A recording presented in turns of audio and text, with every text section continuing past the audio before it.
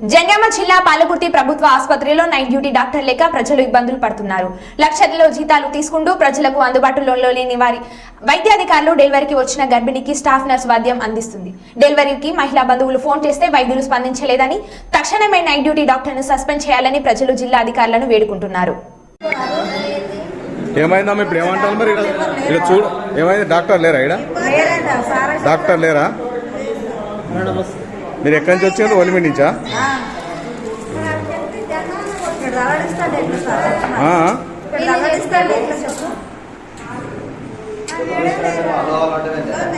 ఇబ్బంది అవుతుంది కదా సార్